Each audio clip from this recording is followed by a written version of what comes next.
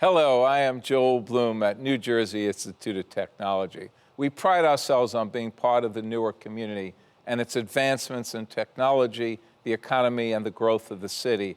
That's why we are very proud to partner with the Caucus Educational Corporation to produce Newark at the Crossroads right here on the NJIT campus. We hope you enjoy this special series.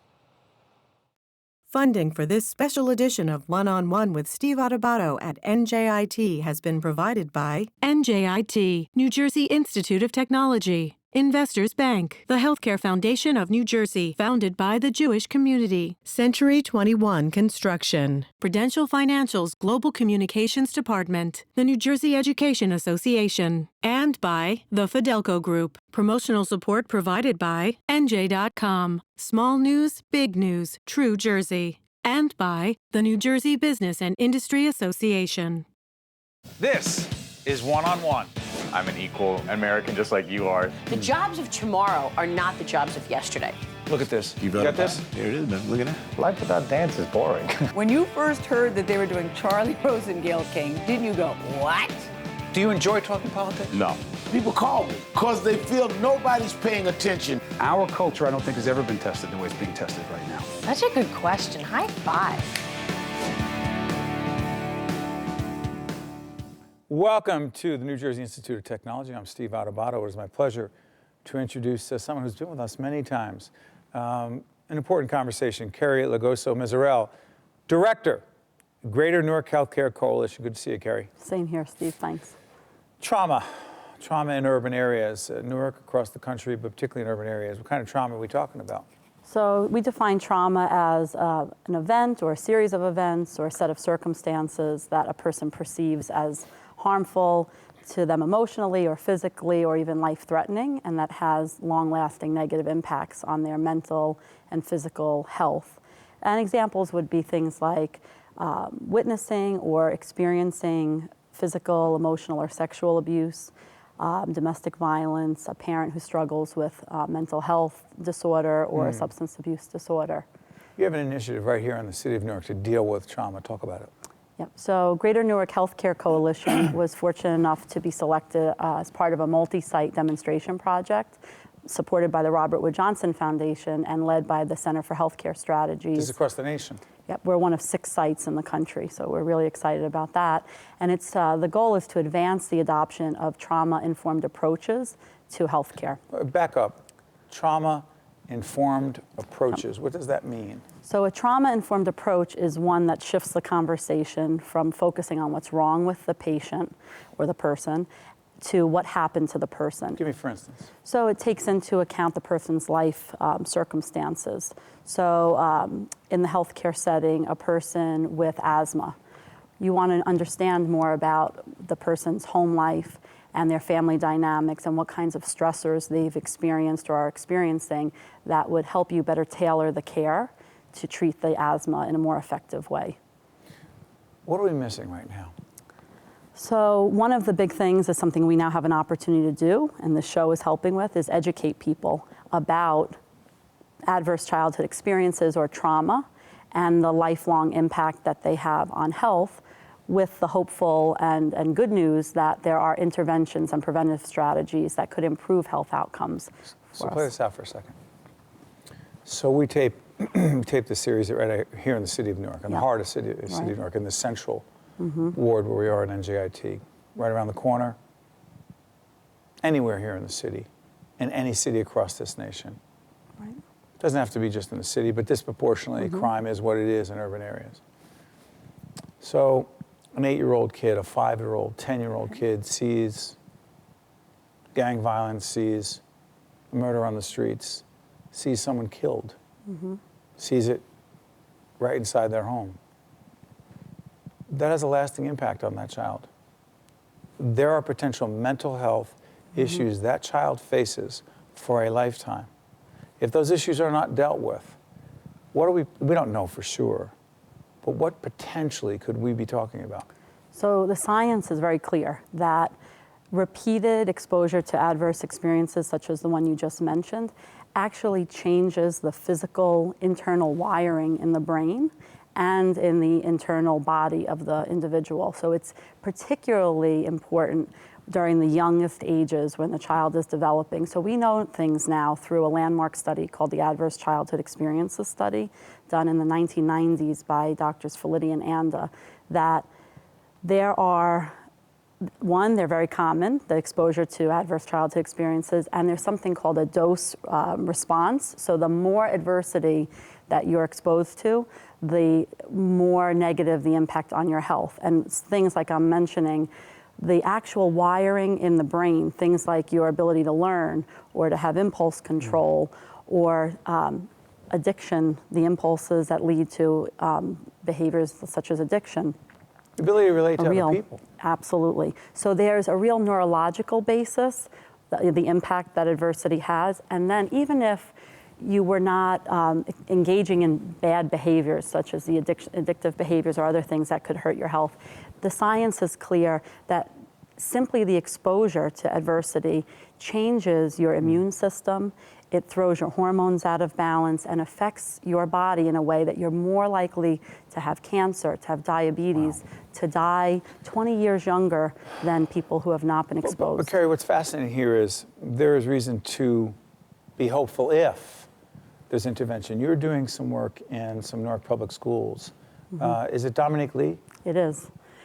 Where is he? He's at Brick Academy. Yeah, we actually recognized him for some of his work. He was recognized by the Rustberry organization for making a difference. He was one of the terrific people we interviewed. Yep. Talk about him, his work, and what you're doing with him. Sure. So as part of this multi-site demonstration effort that I mentioned, we are taking an approach that integrates healthcare and the educational system. So what we're doing in Newark is leveraging leadership such as Dominique Lee. He's a teacher. He is the CEO of Brick Academy. He is a teacher by training. But he's the CEO of that organization. Correct. He started as a teacher. He's a Teach for America fellow. Saw firsthand, trying to educate students, some of the barriers that are non-academic or traditionally viewed as non-academic barriers to success for the students. And he became frustrated, and he went on to develop the Brick Academy. And Brick Academy is a traditional public school, but with charter-like supports and resources, innovation, and other things that typical public schools would not have access to.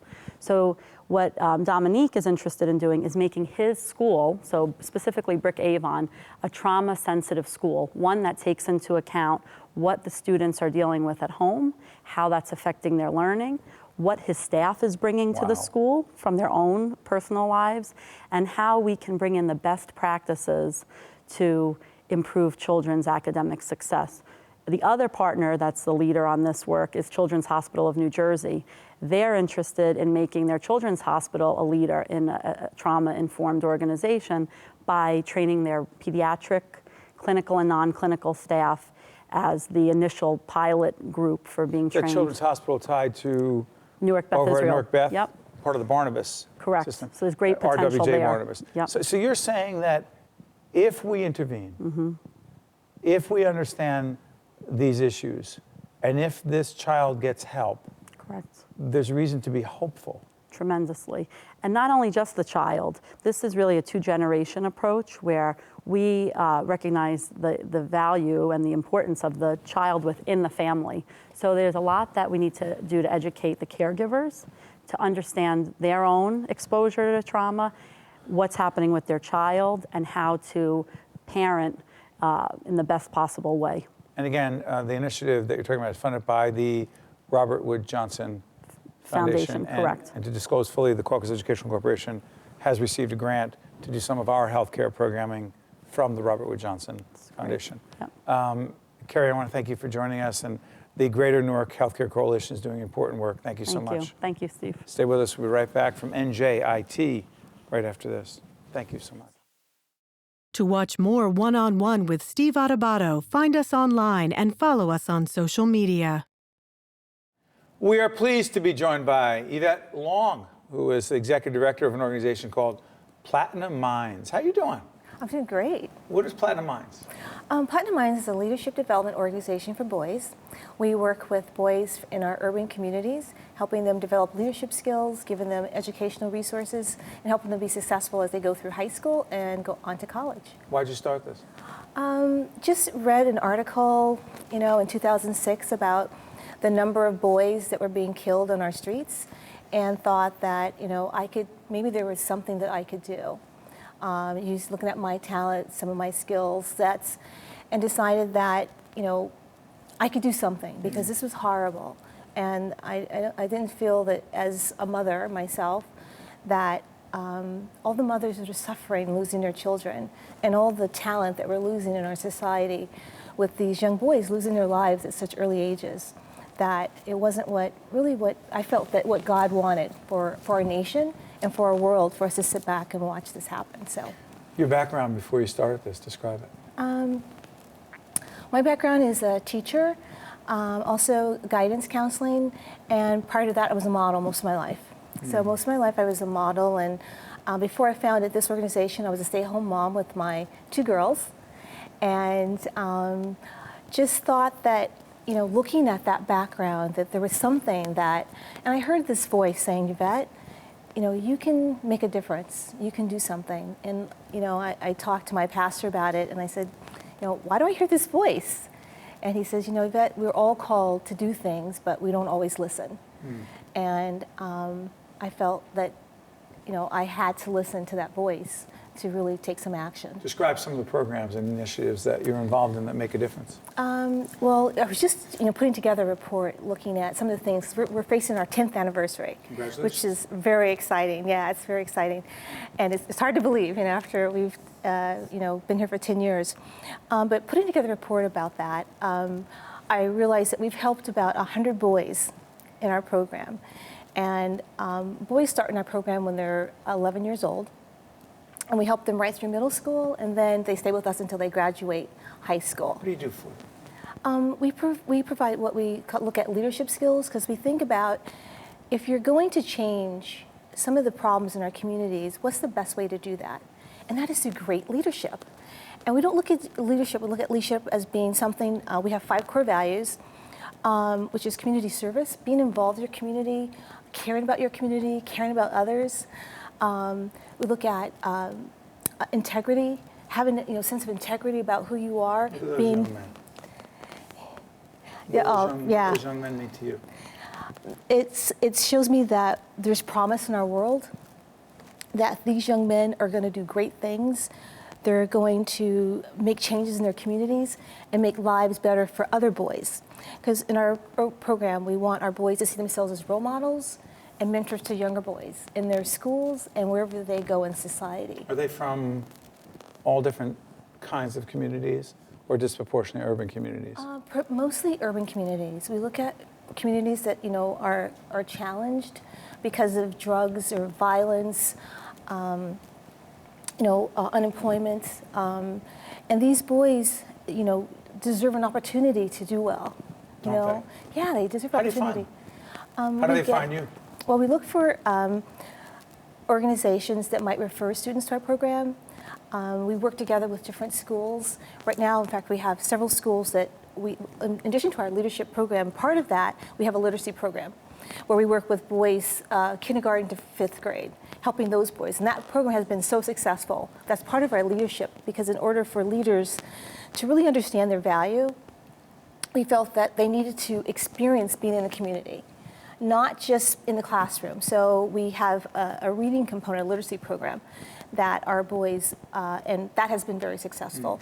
And so we've had several schools reach out to us and say, can you help bring that program to our school? So we said, absolutely, but one of the challenges is just finding the funding for that. I mean, we can be in multiple schools with additional funding. If you had the money. You have the funding to do that, because we look at why are these schools unable to oftentimes provide some of these basic fundamentals for young men as far as reading literacy. And it has to do with funding, really, and getting those resources to the students. Right. We're able to do that because we're a small organization and we have that direct contact. Who else, other than you, who's on board? We have our instructors. Right now we're in Morristown, we're in Newark, and we're in Asbury Park.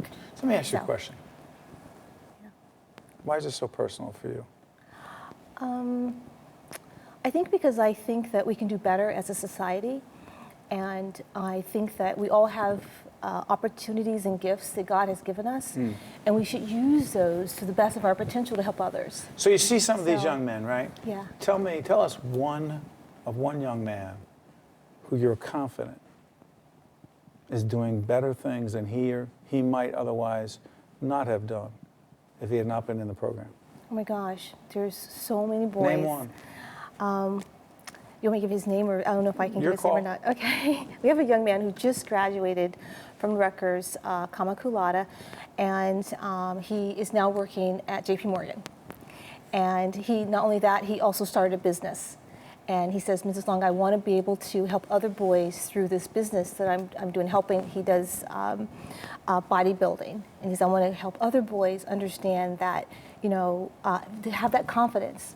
And to me, that was an example, but we have, honestly, many more examples of these young men who feel like they can help other young boys. And that's what we want. That's the biggest thing we want, is for them to understand, one, have a great education, right, have the resources to get that education, and then to understand that I'm so valuable to this world, and how can I give something back to others? You're also involved in STEM as a very big focus: science, technology, engineering, and math. Before I let you go, I'm curious about something. Sure. So much media focus on the problems, on the strife, on the tension, on the lack of trust between young black men, boys, and law enforcement. What do you teach the young men in your program? That law enforcement is not the enemy, and that really there's, in our society, because of the color of your skin, unfortunately, you're going to be judged differently. You're going to be judged before you even get a chance to meet that person. It doesn't matter, law enforcement or anyone in our society. You know, even unemployment is so high among the, you know, the black community. And that's a lot of that has to do with the color of your skin. You get judged by that. And I tell them, you know, be proud of who you are, even though others don't quite understand that you have so much value and you can provide so much to our society. You know, just have that love for yourself and value and understand that there's so much you can do. And you can begin to make those changes in helping other young boys. That's really big, is to really help other young men in our program. You know, any fathers, I wanted to say, you know, any fathers out there, because we have a lot of boys that come from single parent families, and they want that connection with their father. If you ever, you know, have a young man that comes and wants to connect with you, just, you know, embrace him and love him, because he wants and needs that validation from his father. Yvette Long, keep doing what you're doing. Thanks. Executive Director of an organization called Platinum Minds. You're doing good work. Thank you so much. Appreciate it. Stay right there. We'll be right back and from NJIT right after this. To see more one-on-one with Steve Adubato programs, visit us online at steveadubato.org. If you would like to express an opinion, email us at info@caucusnj.org. Find us on Facebook at facebook.com/Steve Adubato PhD, and follow us on Twitter at Steve Adubato. We are pleased to welcome Father Robert Sandoz, who is the president of Christ the King Prep School. How you doing, Father? Well, thank you. For those who do not know what Christ the King is, describe it. Christ the King Prep is an innovative school, high school in Newark, that's part of a network of 32 schools across the United States called the Cristo Rey Network. And what we are doing is trying to transform urban America one student at a time. How many students do you have? 270. Who are they? They're students who come from general Greater Newark area. They're students who have some need, but they have the desire to make more of themselves. And the innovative feature of our school is that our students only come to school 4 days a week. and they work 1 day a week in business and corporate settings. And that's two things happen. That's part of the way they fund their education. And secondly, what we're trying to do is create a success formula for young people to be successful not only in their education, but in the work world. Because as we look at the young people today, a student who's in high school, that student is going to be working to around the year 2070. And in the course of that work life is going to have 7 careers, not jobs, careers. And we already know that the careers from which they will eventually retire don't even exist. Father, you and I, we talked about this right before we got on the air. Some of us who had the pleasure, the experience of going to an urban Catholic high school. Right. Mine doesn't even exist anymore, as you well know. Right. Essex Catholic High School. And the Christian brothers were the brothers who were my mentors and leaders. Right. Yours is not exactly the same. Correct. But what do you believe an urban Catholic high school and educational experience in general gives to inner city kids? It's particularly really, those of us who didn't have other options. Sure. We talk about outcomes. When we answer that question, we talk about outcomes. We want to provide these young people with a rigorous college preparatory education because our goal is that the students are going to graduate from high school and college. And college. And college, and we track them through college. And the second thing is we want them to be successful in the workplace. We want them to be ready to take their place so they can be profitable, productive, contributing members of the work society, especially in Newark. And thirdly, we talk about an outcome in character. And I would describe it this way. If you're driving down Route 21 and you see a billboard that says, Powerball or Mega Millions, that suggests to you that something outside of yourself is going to make you successful. You need something outside yourself. And what we're trying to say is that is not true. Everything that you need for your success is within you right now. And if we can help these young people to access those qualities, those virtues, those values that are already in them, they're already headed for success. But what's so interesting is when we're advocates of public education, we're advocates of improving public education. Right. But for some of these young people, their parents choose to have their kids go to your school. Right. Is it that in certain cases, a school like yours is more appropriate? I believe that a healthy community has what I call a palette of educational options for the young people. I'm not against a public school. We can't be. Society will fail. I really want a successful public system, charter system, private system, religious faith-based system. You have those kind of systems going, that's a successful community. Because as you say, I say to students all the time when they're applying to the school, schools are like clothes. Some fit and some don't. And so the question is to try to help that student to find that educational environment that is most going to contribute to their success. But at the same time, Father, in all candor, one of the things that always struck me, and it's hard I'm not going to personalize this too much, but it's hard for me to describe. And I'm not saying that my experience in the 70s, right, in school was is comparable to what you're talking about right now, but it was rigorous. There was intense discipline. Right. And for my counterparts who went to public school, it was very hard to describe to them and for them what we experienced. It is hard for some young people to deal with that discipline. It is. It is hard to deal with the rigorous nature of what is expected. It's not for everyone. It is not for everyone. And one of the things that we have to identify when we're in the interviewing process of our students, is there at least one adult who can be the hand on the back to help that student? Because for our students, you have to understand, even though they're only coming to school 4 days a week, they're doing the same amount of work. And a lot of that responsibility is upon them. So you're taking a 14-year-old young person and presenting them with some pretty significant responsibilities. They cannot do that alone. When did you know that you wanted to go into a religious life? I was very young. I was in elementary school. And I had this feeling. In Nebraska? In Nebraska. Well, what else are you going to do?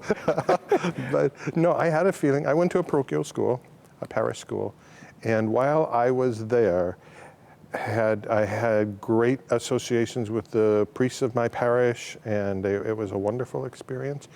And that inkling was there from a young age. Were you put here to do this work today with these young men?